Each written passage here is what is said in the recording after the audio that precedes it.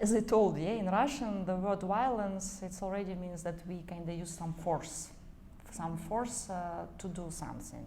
Aggression, as I told you before, it's always about intention to hurt anyone. The using of force in the Russian language, насилие, yes, it's we use the force.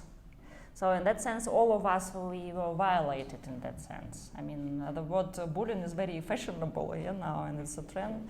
But anyway, if you remember your childhood, for example, your parents were telling you, go to this sports section because we believe it's better for you, and you know, no, I don't want. And it's like, did they do this since you? Yeah. So it's anyway, it's in that sense, it's some kind of violence. I mean, the idea to use force, yeah.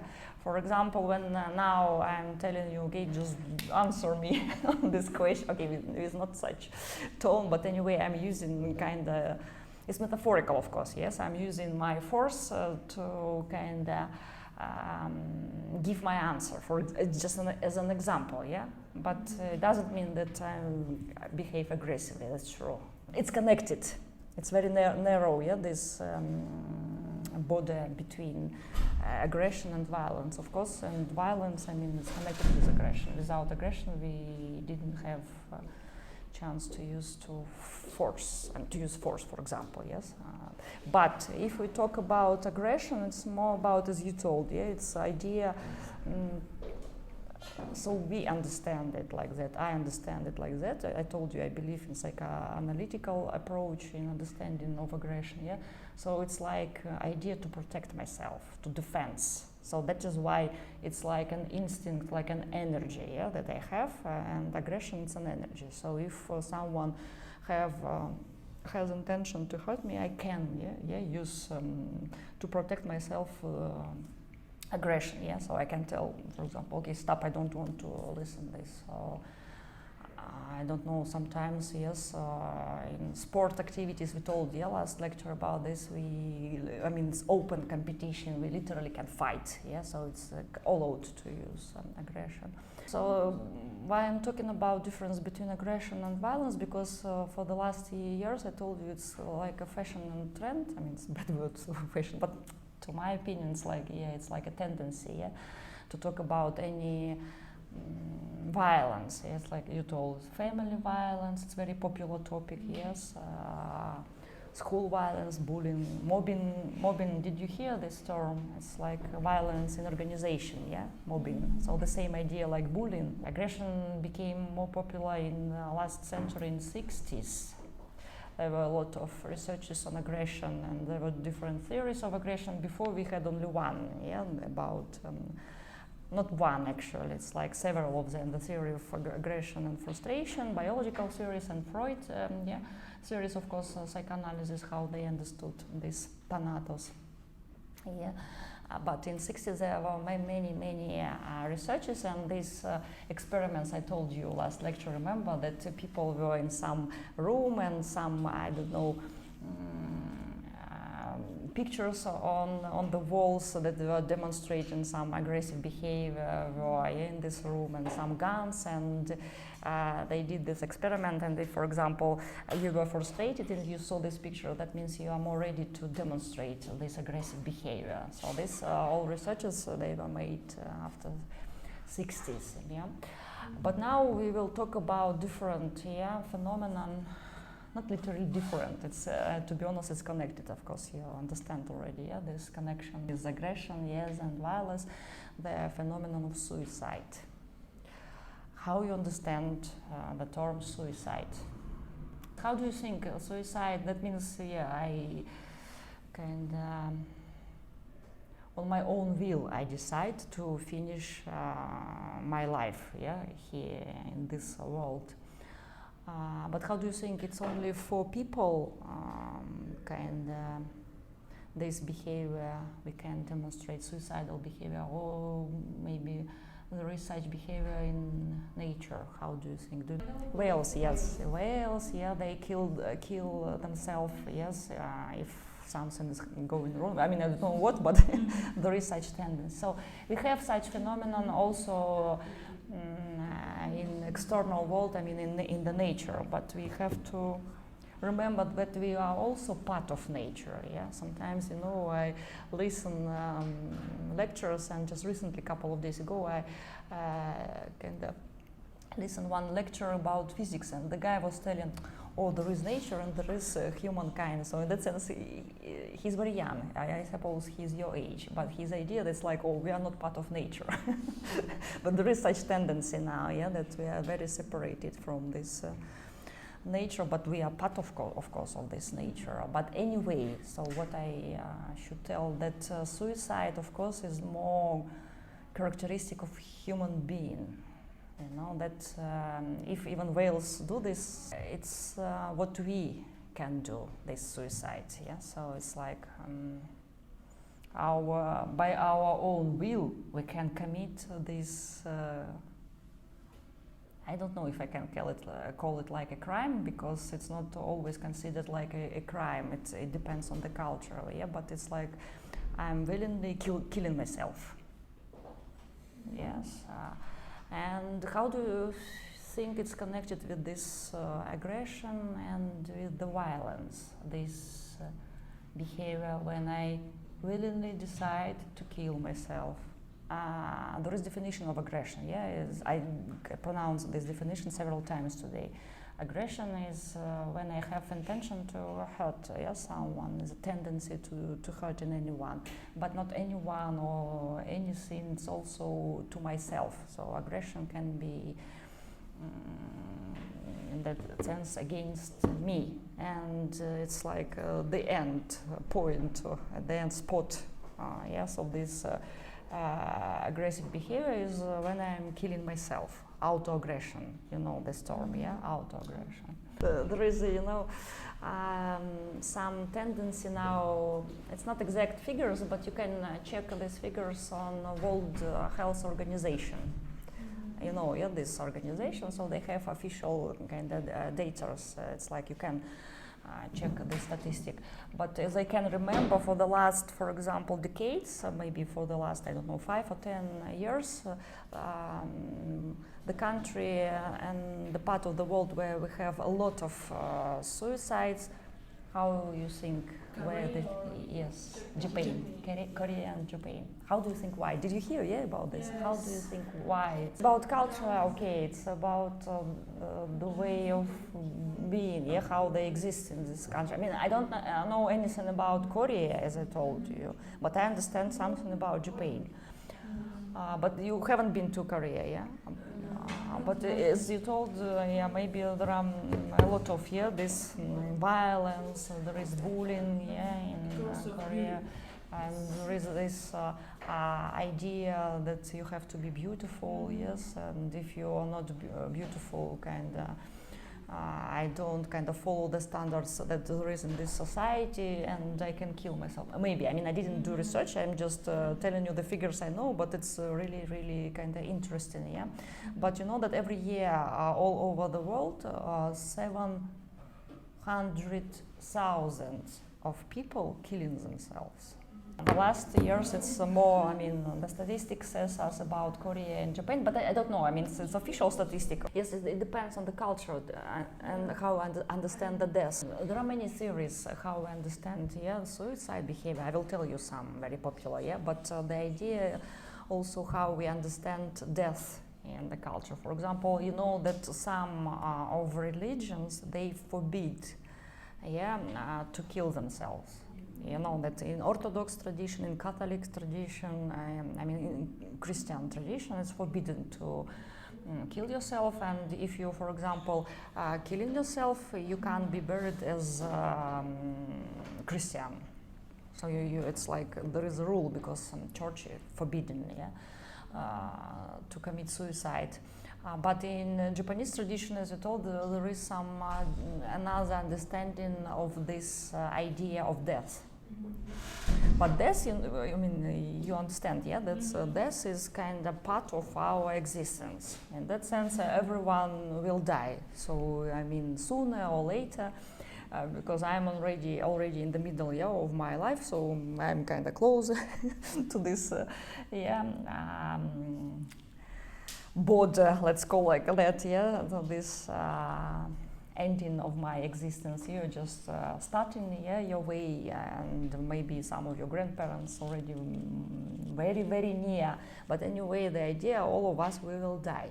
So in that sense, it's not a secret. No one can live forever. But the attitude, how we understand this death, varies from culture to culture. In Japanese tradition, it's like they understand this death like part also of existence, and they believe, that they believe if someone, it's not only about human being, it's also about all nature, all living organism in the world. If this organism will die, there is this word kami, so it's like it has the spirit's like a soul, kami, it's a soul, if to give a direct translation, and this kami can go to another thing. So if I die, for example, kami can be in any object. So it's like I'm not dying in that sense, understand? So it's really a strong tradition of this Shinto, and this religion that there is in Japan, and it's not only about Zen, it's also Shintoism.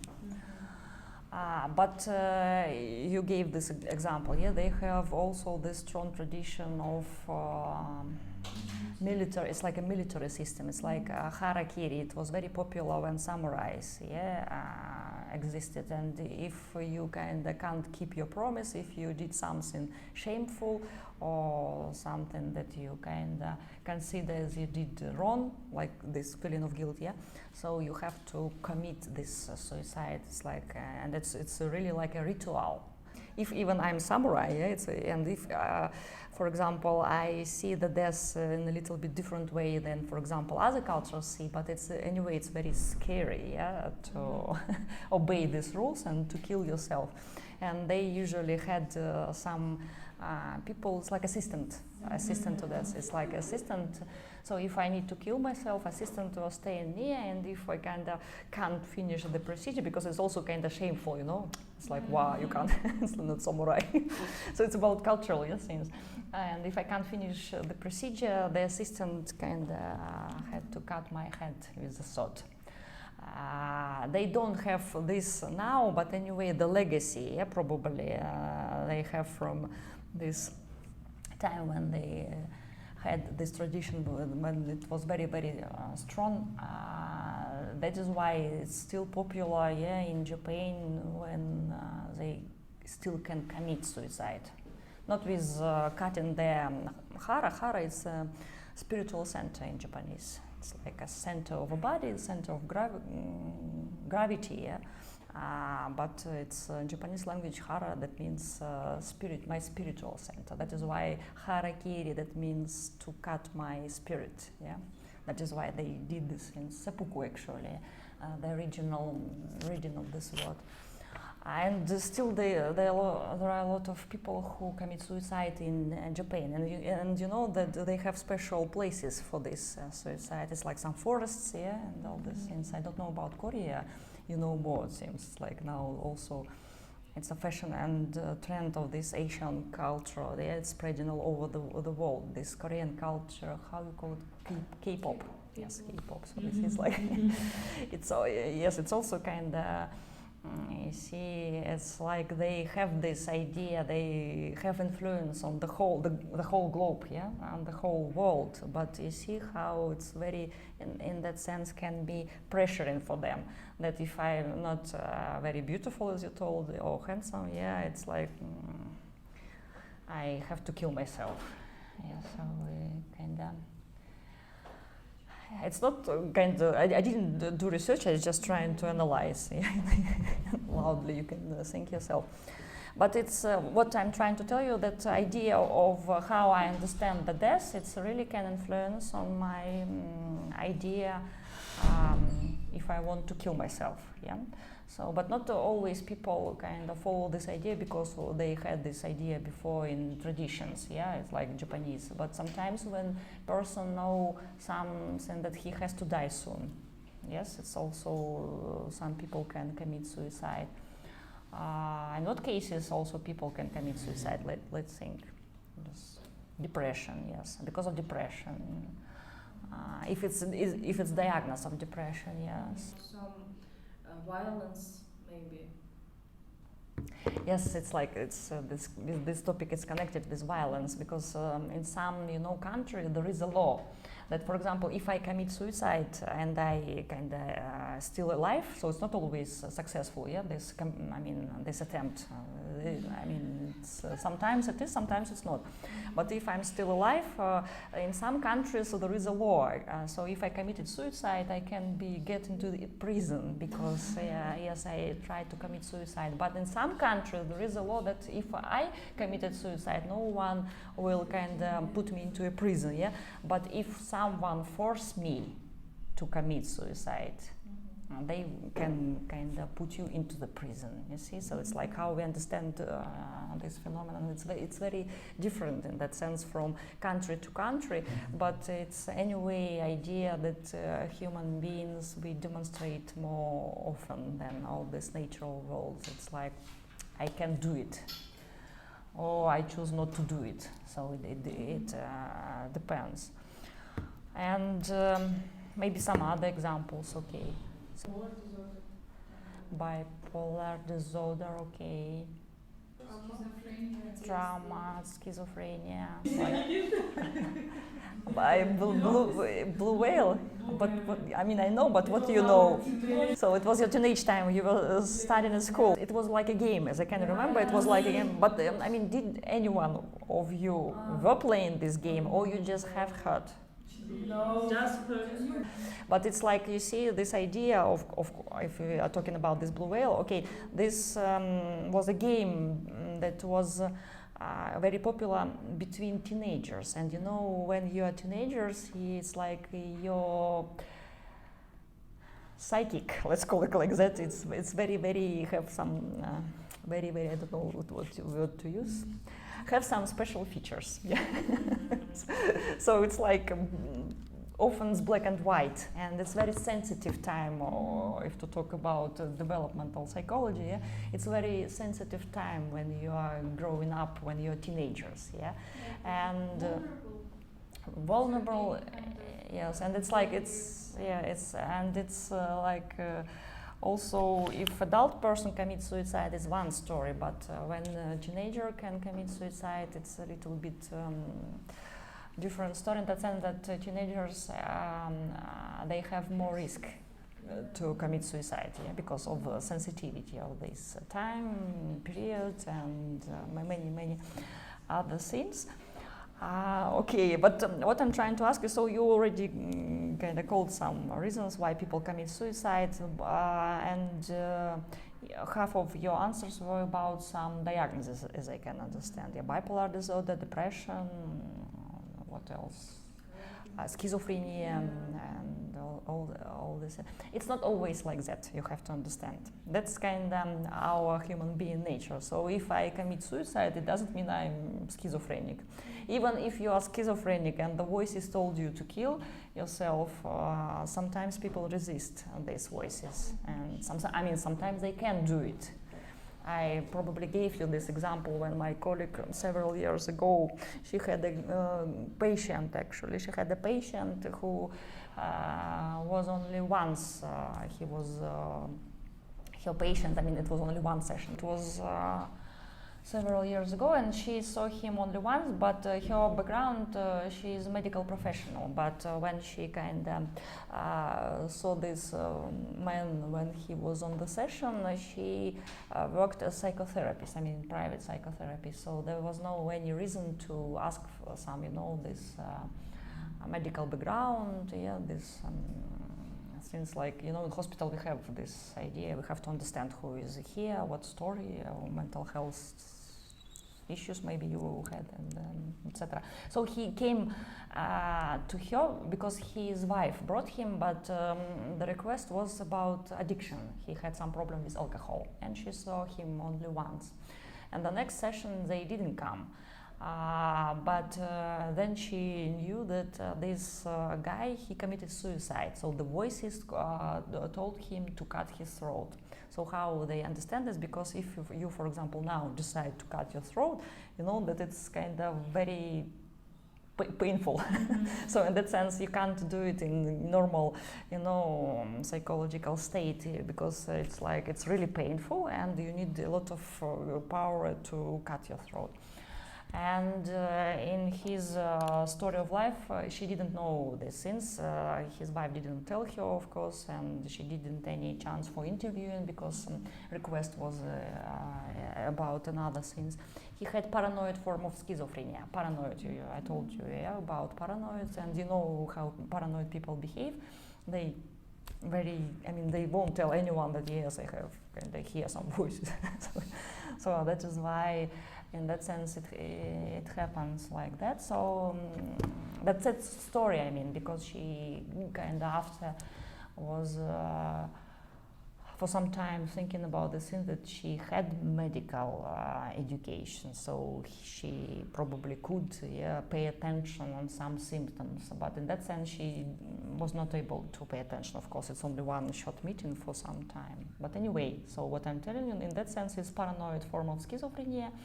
And of course, he had using some alcohols, maybe some, I don't know, positive symptoms. Who knows? We don't know. But the story ended, with suicide, successful suicide in that sense. He died, of course.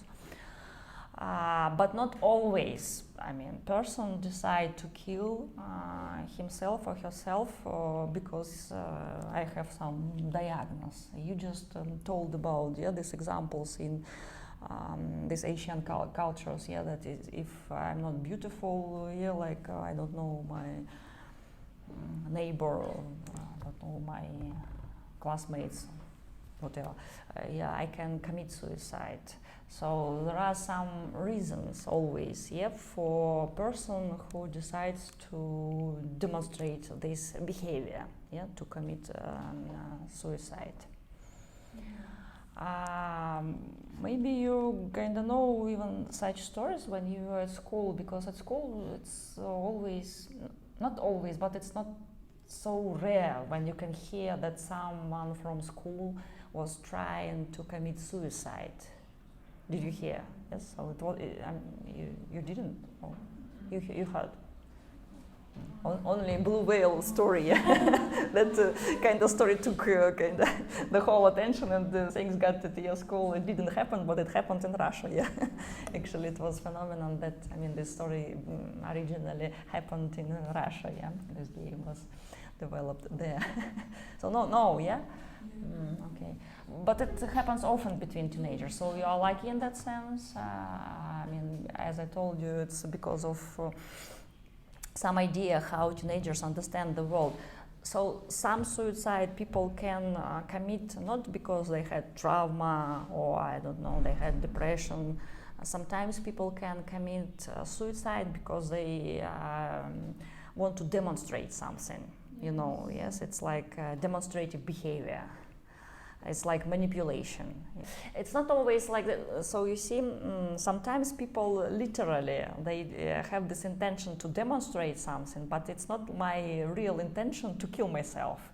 And it's like I write some notes to everyone. I'm telling I will do it at 2 o'clock. So it's like 10 people I will tell. So my idea is just pay some attention, to manipulate sometimes, and people can come and save me, to rescue. But if this idea adult person have, okay, I can understand if I'm adult. Not always, but okay, let's keep it like that. I can understand that if, for example, I drink 9 tablets instead of 10, I won't die. And I will tell you, it's like, I will commit suicide soon, all of you are bad people. So, and for example, I drink 9 tablets instead of 10 because I have idea that you will come and save me. But if we are talking about teenager, sometimes teenagers also have this idea to demonstrate and manipulate something. But how do you think why this attempt can be fatal in that sense? Why with teenagers? They can't calculate, correct? Yes, because they don't understand. Yes, so it's like they don't have. They don't know. They literally, because of mistake. I can calculate it wrong. So that is why, for example, if we are talking about adult people, sometimes I have heard such stories that, for example, people already know that this person is very demonstrative, and it's like usual story, just don't believe him. But if a teenager will tell you, even this teenager wants to demonstrate something, you have to be very careful, because a teenager, it can be literally a fatal mistake. So he can or she can die because can't calculate. So that is why there are different reasons here why people commit suicide, as we discussed before, and there are different ways how we can commit this suicide. Yeah, sometimes tablets, poisoning, burning ourselves, what you told, just jump from 8th floor,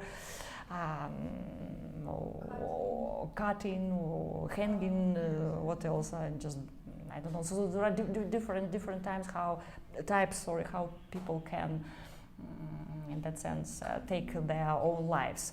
And if to remember about Japanese culture, this tradition of Second World War, kamikaze. So kamikaze, so actually, who they were? They were military, who kind of voluntarily committed suicide in the name of their people. Yes, but anyway, this idea, as we discussed before, is very, very close to the idea of death. Yeah, so people can commit suicide in that sense in different age.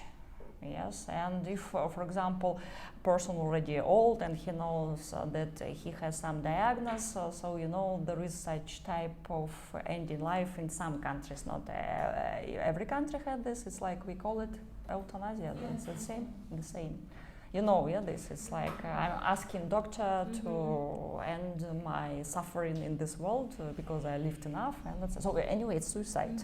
Yes. So did you get this idea? That it's very, very connected anyway with idea of death, with idea of culture, how, to be honest, I can cope with some difficulties in my life. And there are many theories, to be honest, about suicide. Some, for example, tell that people can commit suicide because they feel lonely. For example, in Japan, they have even the Ministry of Loneliness, because people feel themselves very lonely there in Japan. So we discussed this idea of understanding the death in their culture. That is why probably they feel lonely. There is kind of idea that they can commit suicide because there was strong tradition of seppuku, harakiri. That is why maybe in many cases now we have in Japan, and maybe Korea. It's also cultural thing. Yes, I'm not professional in Korean culture, but Japan I understand somehow. And also, we have to be very careful, not only with the words of teenager, if he tries to commit suicide, if he tells that I want to commit suicide, but we kind of also be very attentive to a person. For example, if you already had this attempt of suicide in your life, you are in that sense in more risky position. So we have to be more careful as health professional. Or if someone from your surrounding killed himself or herself, it's also kind of some example for you. So that is why I have to be more attentive to these things. Okay, about theories. Do you know anything about the theories of suicide, maybe? So I will give you the name. Maybe you know this name. He is actually a sociologist, Emil Durkheim. Durkheim, actually. This is one of the first theories about suicide. And because he was a sociologist, that is why it's about society and social connections. Yeah. And in that sense, he kind of proposed this idea that my relation with society can influence if I can commit suicide or not. And he made this division of suicidal behavior on 4 different types. The first one is egoistic suicide. It's me who is on first position, and it's like you are kind of not good for me. And if I commit suicide, I do it only because of egoistic tendency that show you that you all fool people. I don't know. I mean, it's like I'm just joking, but understand. Yeah, it's egoistic. Another type of suicide is altruistic. Yes. Because I want to be part of this society, I want to help my people. So, and I can commit suicide because of other motives, intention. That is why I commit altruistic suicide, kamikaze. That's the example of altruistic suicide. Another type of suicide is fatalistic. It's like I see the world as like. It's like it's fatality. It's literally, I don't know what another word to use, and that is why I can't change anything. So it's like I feel desperate, yes, and it's like I commit suicide. Understand this idea? And the fourth one is anomic. Anomia, this kind of term actually. This is his term, and usually if we study sociology, that is why usually Emil Durkheim considered the anomy. Do you know the word anomy? Anomic suicide. Anomy in this, okay, maybe you haven't heard, yeah? So anomy in this state when there are no norms in society. And during this period, I can commit anomic suicide. So when there is no strict rules, norms, understand? How do you think, what time, I mean, it can happen, anomic suicide? Yes, it's like when revolution, some wars, so it's like, for example, there were some norms that existed before, but everything is changed now, and now I can't adapt. Yes, I can't adapt, and there is no new rules, there is no new norms, and during this time, the quantity of suicide sometimes increasing. Yes, understand? So this is very, very popular theory of Emil Durkheim in suicidology. There is even science about suicide, you know. So we consider this in subject in clinical psychology. But there is now direction that study suicide. So Emil Durkheim was very, in that sense, very popular in this theory of suicide. There is such theory in genetics. I mean, I'm not professional in genetics, but we call it like biological theories. Yeah, it's idea.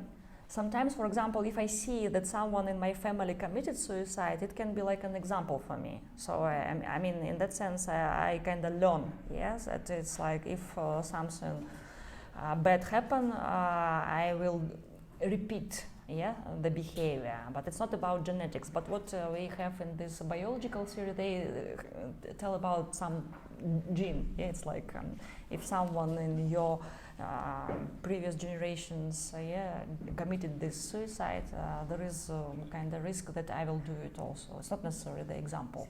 It's like a legacy, understand? Yeah, so it's like biological theories of suicide. Okay, there is sociological theory, there is biological theories, and of course there is psychological theory, not one, but theories. There are psychological theories, but very popular in psychology.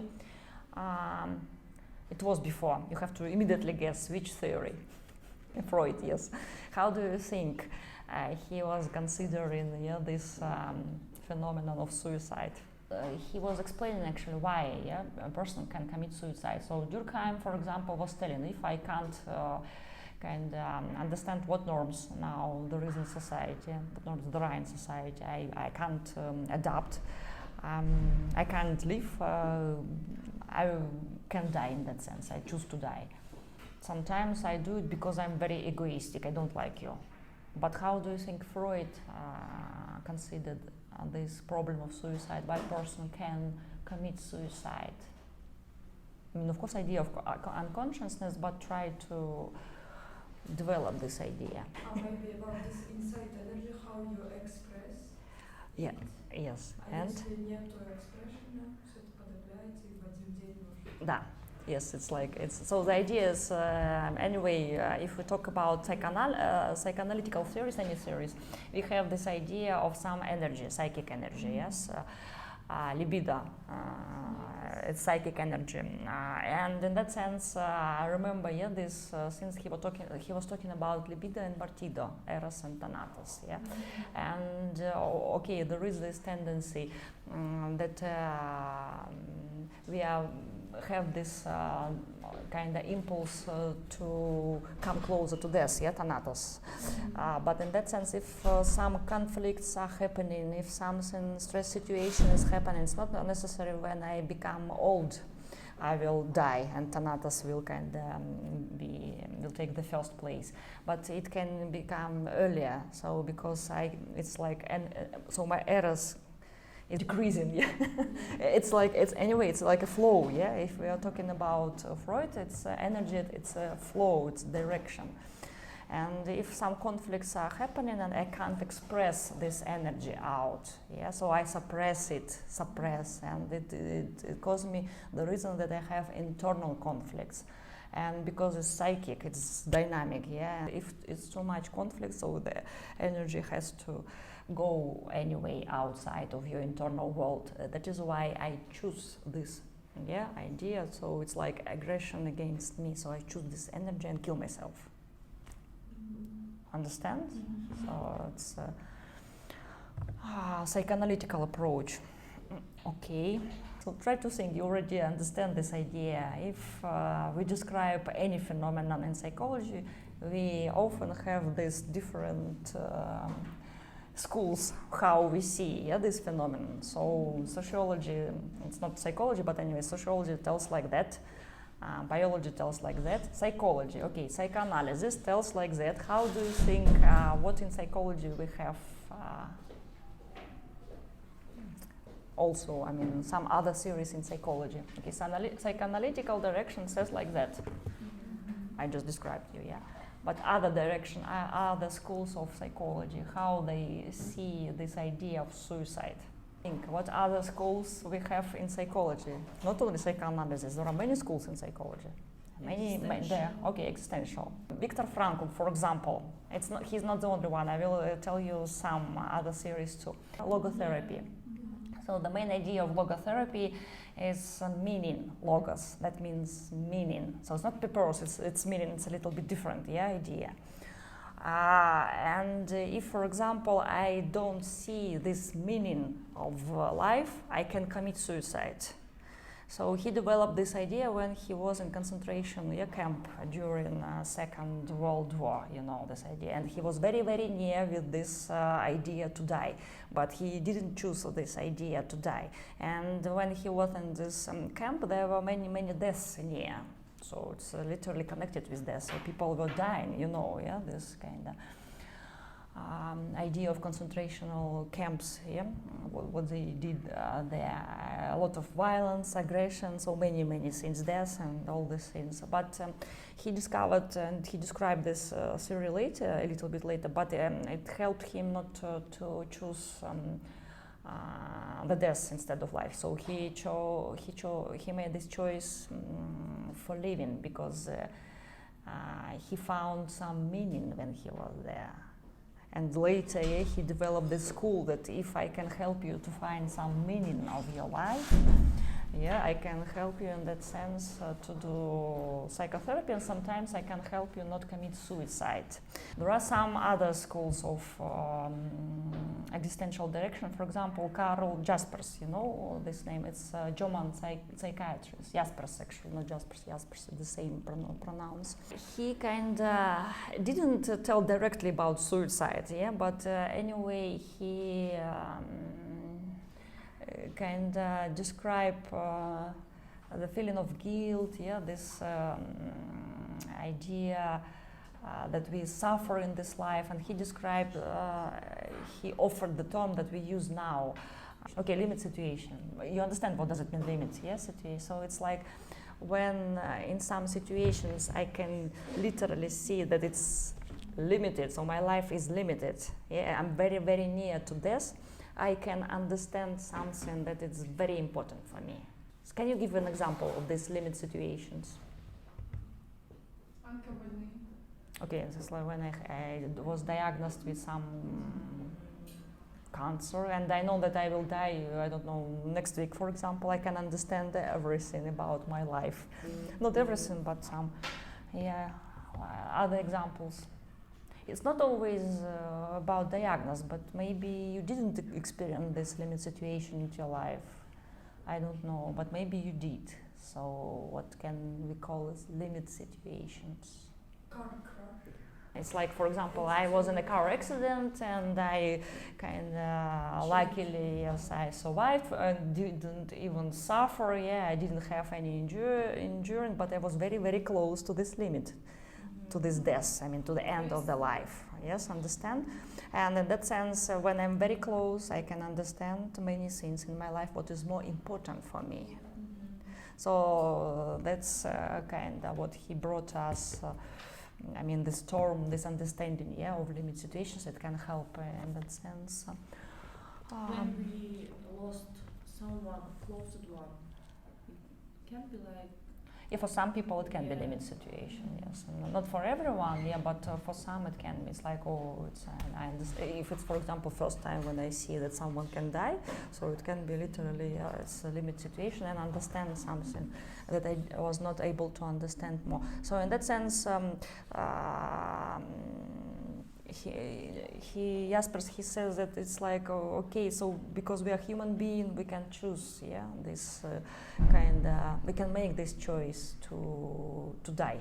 But if we are very near, yeah, in our life, this idea that I can die, sometimes it can fulfill my life with other things. So what we kind of have in martial arts tradition, we usually have these limit situations, yeah, when we train. So in Japanese culture, that is why I understand somehow, yeah, this Japanese culture, because of the legacy of Aikido, yeah, this martial art that belongs to Japanese culture. So literally, we are trained to see that death is very near, and if you understand that every moment you can die, you can accept your life in a little bit different way. So it's not like I will live tomorrow. I have to live today and right now, because tomorrow can never happen. Yeah. Yes, understand? So, but Jaspers was describing these things in psychiatry. Maybe you have heard about this story. Maybe I was kind of telling you the story, I'm not sure, because sometimes I'm lecturing about this example. The case of Ellen West. Have you heard about it? It's actually in the Existential school of psychology, design analysis, Ludwig Binswanger. Have you heard about this? I will tell you very short, but I recommend you to read this case, because there is analysis of her case from several kind of perspectives. Rolla Meyer, remember, he was also analyzing. So she was a patient. She was a patient who suffered from many diagnoses, and when she actually was, I mean, not she, when psychiatrists, it was last century, first part of last century, of 20th century, when psychiatrists were trying to put her diagnosis, actually she didn't have one diagnosis, she had many. So she suffered from anorexia, you know, yeah, in that sense. She suffered from depression. Some psychiatrists were telling that she had some form of schizophrenia. So she was a patient who started to suffer from some diagnosis when she was early 20. So she refused literally from food, and you know, sometimes people can choose this idea how to commit suicide, speaking of, yeah, different ways. So sometimes it's not only I can shoot myself with gun to my head, but sometimes I'm refusing willingly from food because I can die, yeah. And she refused yeah, from this food, so she's kind of was trying to take some analysis, so psychoanalytics. They literally did some analysis with her. So when she was early 20s, she actually committed first attempt of suicide. She was married already, and when her husband left, she was telling to her psychoanalytic that it's like I don't want him to leave the country because it's like he's very important for me and all these things. But he left because he had to leave. And she actually warned her psychoanalyst that can commit suicide, and actually she committed, but she survived. So she after changed, she changed many times, psychoanalytics, so different people, I'm telling you, they were trying to cure her in that sense, to help her.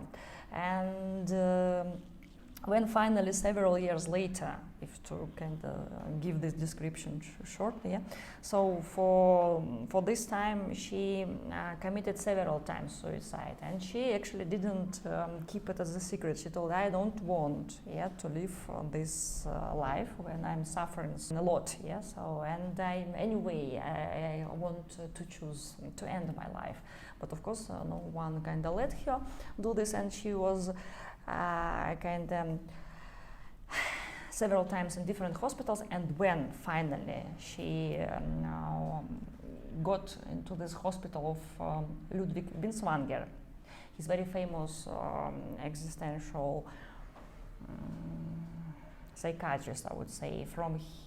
Sometimes we say that from School of Design Analysis, the existential direction starts. But he was psychiatrist, Ludwig Binswanger, and when she was in his hospital, so she was literally suffering, and innocent, and anyone was not able to help her.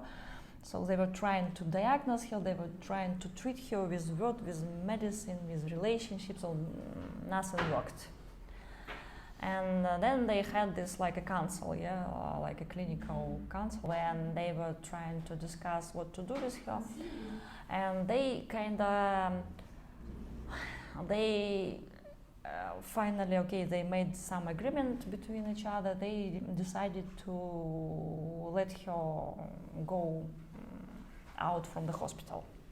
How do you think this story ends? So she was out of the hospital. She was a patient at the hospital. Yes, of course, many years, different hospitals. Ничего не помогало. She has a right to go out from the hospital. No, she had. It's like in that sense they made this agreement. Okay, we will let her be out of the hospital. They made this agreement. It's not like accidentally she escaped. So many years she was she was treated by different psychiatrists, psychoanalysts, and it's mostly psychiatrists and psychoanalysts, because psychologists were not popular at that time. It was in Europe, Ellen West. How do you think the story ended? She committed suicide. Yes, several days later. But when they ordered her to go out, to leave the hospital, they actually made her this choice. They knew these things. And she committed suicide, but she was writing some diaries, and that is why this case is very popular now, because you can read her diaries, so you can literally read her notes, how she was suffering, how she was describing these sessions with psychoanalysts, how she was describing these different psychiatrists and all the things. And actually her last days, she was describing that was the happiest days for the whole of her life. But she committed suicide. And there are different, perspectives on this case, because some people, they say it's like, oh, they allowed her to commit suicide, but some says, but it's like if she was suffering so long time, during her life, it's her life. If nothing can help her, it's her choice. Yes, in that sense, the case is very, very popular and very discussionable. But you read yourself. I'm just giving you the example, that in the existential direction, they see this idea that person can commit suicide. It's like the idea of life and death, and the idea of choice. Yes, it's like It's your life, actually, yeah. And you know that when you know, talking about this limit situation, when you know that the end is very near, you will appreciate your life, yeah. And it's like, and life is more life. In literature, yeah. By the way, there are many stories where you can read, yeah, about suicide. Anna Karenina, yes, of course. I just have had recently the discussion when school psychologists, they were discussing how they can help teenagers in that sense to cope with some difficult situation, to help them not to choose the death instead of life. But in that sense, Anna Karenina is part of our education, yeah. And actually, if, for example, teachers were not kind of afraid of to discuss these things, because it's like an open case. Now, for example, we study in psychology. Okay, we have to, discuss this topic here. But at school, for example, anyone discussed with you this problem that you can cope with any situation, not any, but you can cope with situation if you maybe ask some help, or did anyone talk with you about death? No, yes. But if, for example, at school at least, yeah, we were talking about some books about this, because you see what idea, if everyone will die. I started from that, yeah. But we can't deny this idea that I will die. But if I kind of deny this idea and if I resist this idea, of course, in that sense, you're very far from this idea. You are resistant, and more you're resistant, more conflict, more tense you are.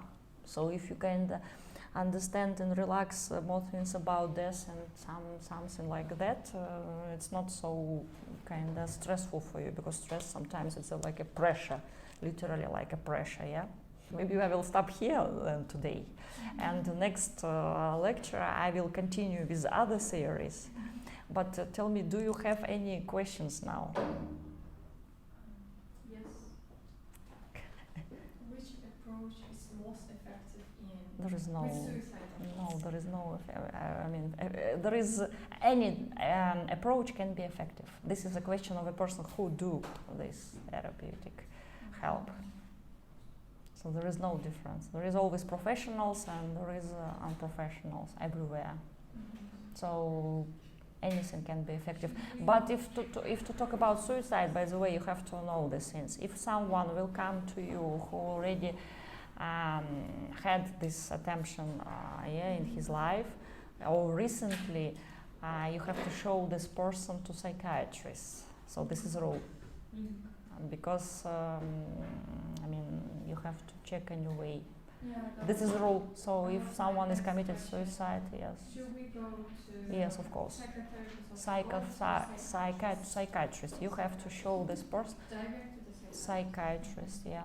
Because you can commit suicide, and if it's not successful, sometimes it can be in your head and you can repeat, like this Ellen West, yeah.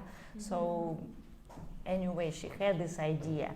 If it was unsuccessful first time, second time, but anyway, she kept this idea. Of course, you have to show this person to psychiatrist.